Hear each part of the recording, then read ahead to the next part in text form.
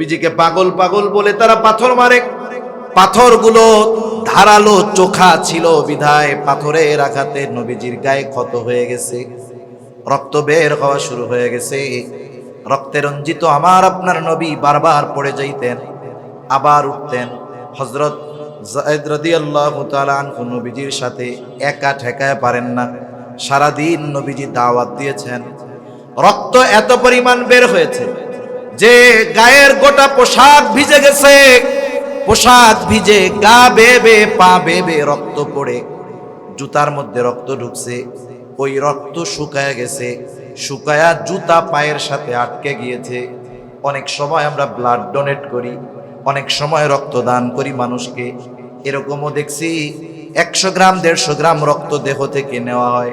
অনেক মানুষ আধা ঘন্টা উঠতে পারে না, অনেকে দাঁড়িয়েছে আবার মাথা চক্কর দিয়ে পড়ে গেছে রক্ত শূন্যতায়।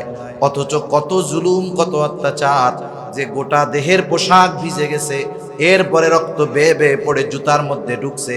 ওই রক্ত শুকিয়ে জুতা পায়ের সাথে আটকে গিয়েছে। নবীজি সাল্লাল্লাহু আলাইহি ওয়াসাল্লাম সারাদিন দাওয়াতি কাজ করবার পর পড়ন্ত বিকালে এক আঙ্গুর বাগানের পাশে একটু নবীজি বিশ্রাম নিচ্ছেন। জিবরাইল আলাইহিস সালাম চলে আসছে, এসে বলে, ইয়া রাসূলুল্লাহ, এই কওম আপনার সাথে কেমন আচরণ করেছে আপনার মালিক সব দেখছে। আজকে আমার সাথে নতুন একজন ফেরেশতাকে আল্লাহ তাআলা পাঠিয়েছেন। নবীজি বলেন, এইবার ওই ফেরেশতা আমার সামনে আসলো, সালাম দিল।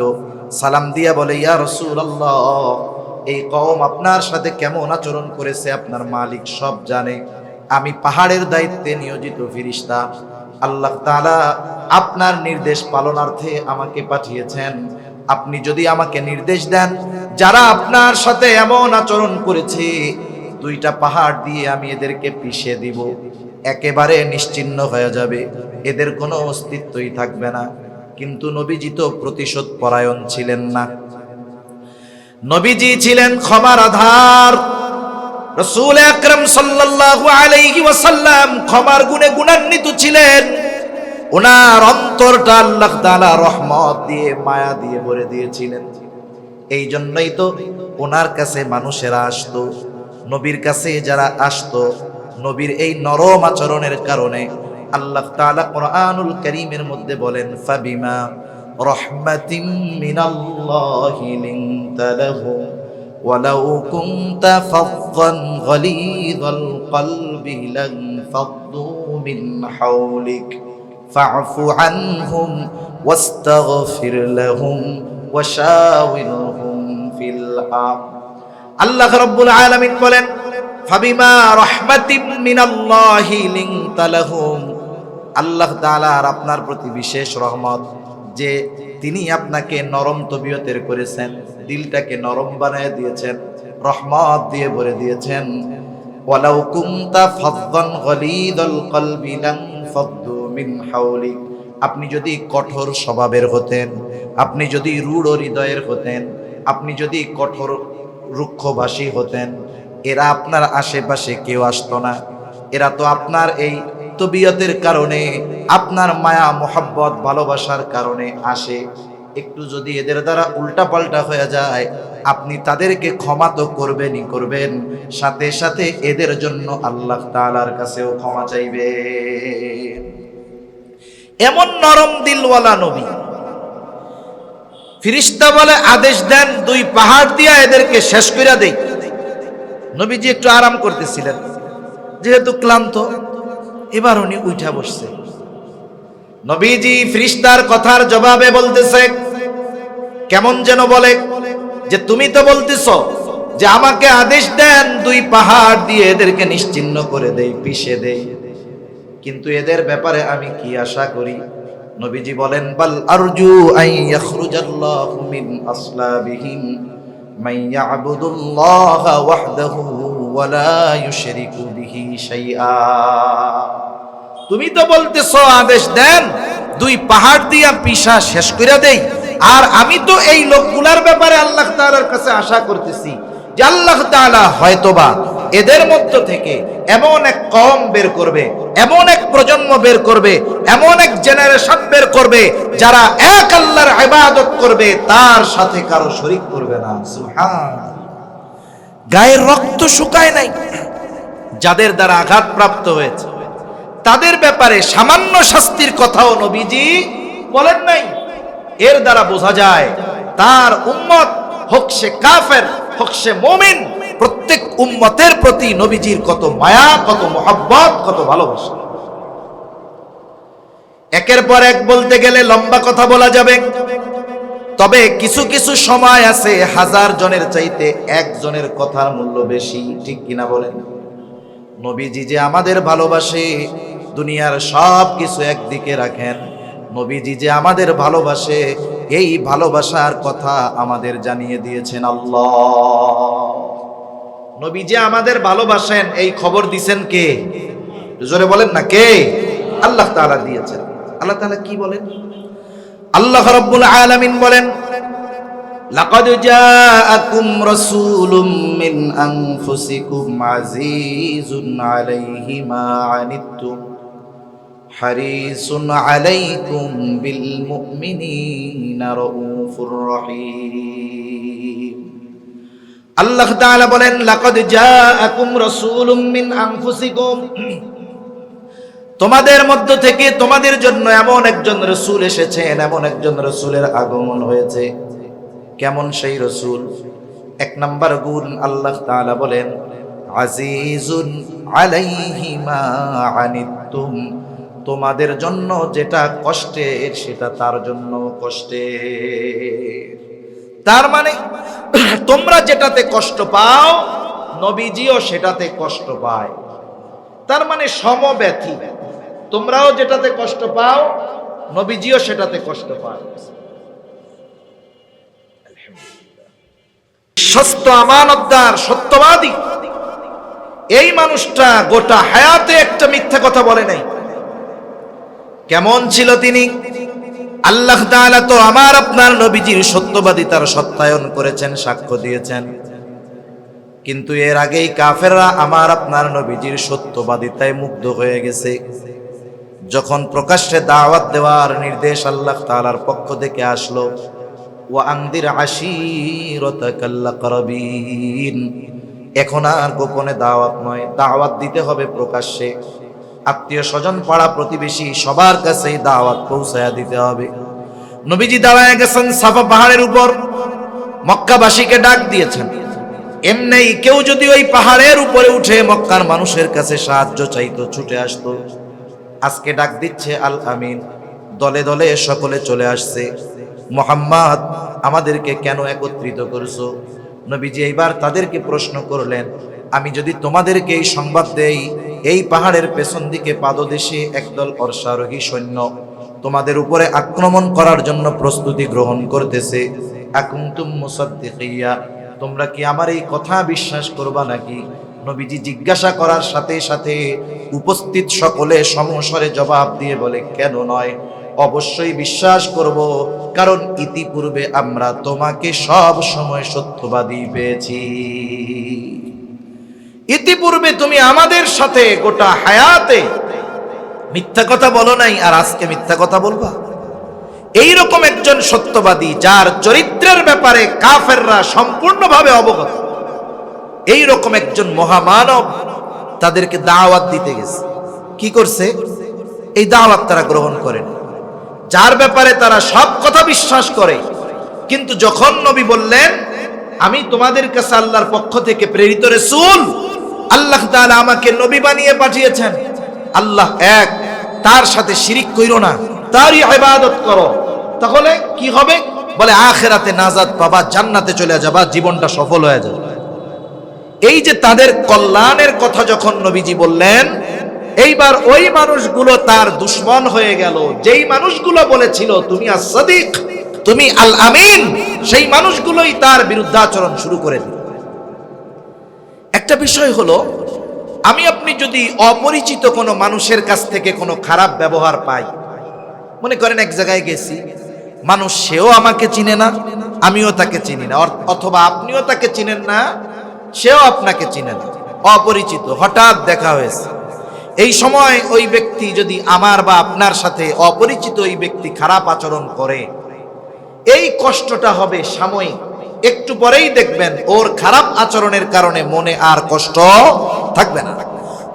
কিন্তু ওই ব্যক্তির খারাপ আচরণটা যদি আপনার আমার কোনো বন্ধু করে, বলেন তো কষ্ট বেশি লাগবে কি লাগবে না?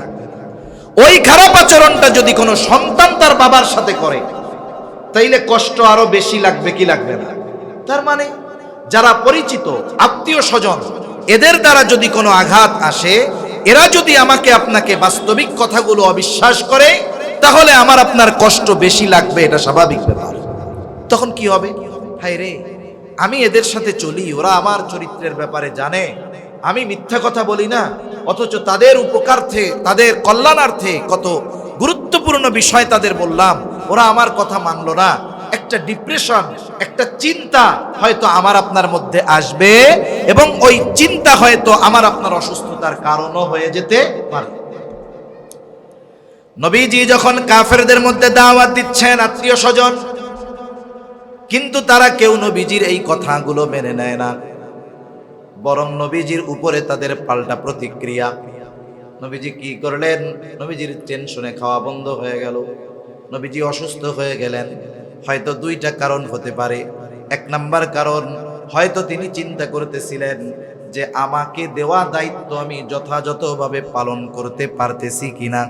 দ্বিতীয় বিষয় হলো যে এদেরকে আমি এমন সত্য কথা বলতেছি, এরা আমার যত আপনজন হোক না কেন, প্রিয়জন হোক না কেন, এরা যদি ঈমান না আনে, আমার কথাগুলো মেনে না নেয়, তাহলে অনন্তকাল তাদের জাহান্নামে অবস্থান করা লাগবে।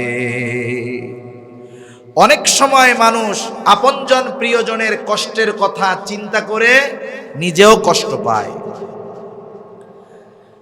রাসূলুল্লাহ সাল্লাল্লাহু আলাইহি ওয়াসাল্লাম টেনশনে খাওয়া দাওয়া বন্ধ হয়ে গেছে, অসুস্থ হয়ে গেছেন। আর আল্লাহ রাব্বুল আলামিন আমার আপনার নবীকে বলতেছেন, লাআল্লাকা বাখিউন নাফসাকা আল্লা ইয়াকুনু মুমিনিন। এরা ঈমান না আনার কারণে আপনি নিজেকে নিজে মৃত্যু মুখে ঠেলে দিচ্ছেন কেন? আপনার দায়িত্ব তো এইটা না, আপনি এই কথাগুলো তাদের কাছে পৌঁছিয়ে দিবেন। তারা যদি কথা গ্রহণ করে তারা কামিয়াব, আর যদি তারা কথা গ্রহণ না করে এই ব্যর্থতা তাদের। আপনি আপনার দায়িত্ব পালন করেন, আপনাকে যেই দায়িত্ব দেওয়া হয়েছে আপনি আপনার কথাগুলো তাদের কাছে পৌঁছিয়ে দেন। এটা যদি আপনি করেন আপনার দায়িত্ব শেষ। তাহলে চিন্তার বিষয়ে যেটা বুঝবার জন্য যেটা বলেছি, যে উম্মত দ্বীনের কথা না মানার কারণে, ঈমান না আনার কারণে নবীজি নিজে চিন্তিত হতেন, এত চিন্তিত হতেন যে অসুস্থ হয়ে গেছেন। অসুস্থতার মাত্রা এত বেশি, আল্লাহ তাআলা বলতেছে আপনি তো সম্ভবত নিজেকে মৃত্যু মুখে ঠেলা দিবেন, এরা ঈমান না আনার কারণে। এই মানুষগুলোর ক্ষতি হবে। নবীজির কষ্ট লাগে কেন? বলে তাদের প্রতি মায়া আছে এই জন্য। ঠিক কিনা বলেন? যদি ভালোবাসা মায়া না থাকতো, চিন্তা করতো যা ওদের যা হবে হোক, তাতে আমার কি। এজন্য রাসূলুল্লাহ সাল্লাল্লাহু আলাইহি ওয়াসাল্লাম উম্মতের ব্যাপারে বলতেন, তোমাদের মধ্যে আর আমার মধ্যে উদাহরণ হলো ওই ব্যক্তির ন্যায় যে আগুন প্রজ্বলিত করলো। গ্রাম অঞ্চলে এখনো দেখা যায়, যখন বিশেষ করে ফসলের সময় থাকে, ধানের সময় থাকে, কেউ যদি আগুন জ্বালায়, চতুর্দিক থেকে হাজারো পোকামাকড় আলো দেখে আগুনের কাছে আসে। এরা যে শুধু আগুন দেখতে আসে তা নয়, লাফায়া লাফায়া আগুনের মধ্যে পড়ে, পুড়ে আর মরে। লোকটা যতই চেষ্টা করুক না কেন সরায়া দেওয়ার জন্য, তারা সরে না, বরং আরো লাফায়া লাফায়া আগুনের মধ্যে এসে পড়ে। নবীজি বলেন, আমি তোমাদের কোমর ধরে ধরে জাহান্নামের দিক থেকে টেনে আনি, আর তোমরা আমার হাত থেকে ছুটে সেদিকে চলে যাও। আমি চেষ্টা করি কোমর ধইরা তোমাদেরকে জাহান্নাম থেকে ফিরায় রাখবো, আর তোমরা আমার থেকে ছুটে ছুটে ওই দিকেই চলে যাও। এই কথাগুলোর দ্বারা উম্মতের প্রতি নবীজির কত মায়া ভালোবাসা, এগুলোর প্রকাশ পাওয়া যায়। শুধু তাই না, নবীজি যে তার সামনে উপস্থিত উম্মতদের শুধু ভালোবাসতেন এমনটা নয়, কিয়ামত পর্যন্ত অনাগত সকল উম্মতের প্রতি নবীজি তার ভালোবাসার খবর দিয়ে গেছেন। নবীজি একদিন হঠাৎ করে বলতেছেন, আমার ভাইদেরকে দেখতে মন চায়। উপস্থিত সাহাবায়ে কেরাম বলে, ইয়া রাসূলুল্লাহ, আমরা কি আপনার ভাই নই? নবীজি বলে, তোমরা আমার সাহাবী, তোমরা হলো আমার সাথী, তাহলে আপনার ভাই আবার কারা?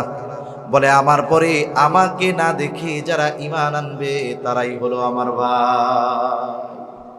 এর দ্বারা কিয়ামত পর্যন্ত যত মানুষ আসবে, রাসূলুল্লাহ সাল্লাল্লাহু আলাইহি ওয়াসাল্লাম তাদের প্রতি ভালোবাসার খবর দিয়ে গেছে।